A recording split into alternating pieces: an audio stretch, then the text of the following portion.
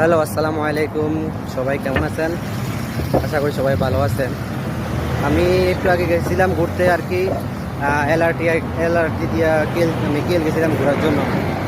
তো হঠাৎ 3-4 স্টেশন যাওয়ার পরে আপনার এলআরটি থেমে গেছে আর কি। মনে হয় কি কিছু নষ্ট হয়েছে অথবা কিছু সমস্যা হয়েছে।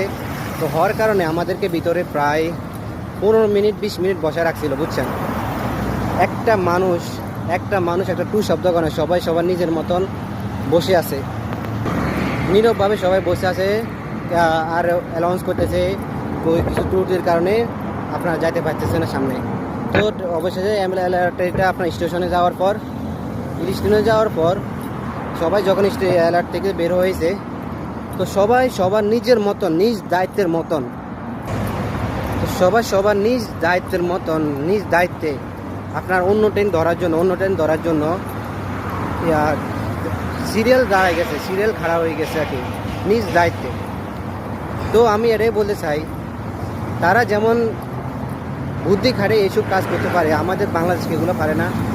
বাংলাদেশ যদি 20 মিনিট কেন 10 মিনিট যদি ট্রেনটা বন্ধ থাকতো, হয়ে গেছে বাংলাদেশকে চুরমাচুর করে পালাবো, ট্রেনে ভাঙি পালাবো, কত কিছু যে করবো। এরপরে একটা ট্রেন যদি লেটে আসে, কোনো সিরিয়াল নাই, কিছু নাই, ডাইরেক্ট ঢুকে যাওয়া।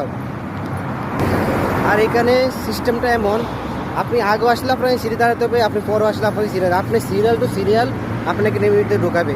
যতক্ষণ পর্যন্ত ট্রেন ফুলে যাবে ওরা কিন্তু দাঁড়ায় থাকবে, তারপরে ভিতরে ঢুকবে না, যে দেখতেছে যে ট্রেন ফুল, তারপর ঢুকবে না। এই জিনিসটা আমাদের সত্যি অনেক ভালো লাগে। এরকম যদি আমাদের বাংলাদেশ হতো, কত ভালো হতো, অনেক ভালো হতো, কোনো ঝামেলা থাকতো না। আমার কথাগুলো যদি সবার ভালো লাগে, লাইক, সাবস্ক্রাইব, ফলো করবেন।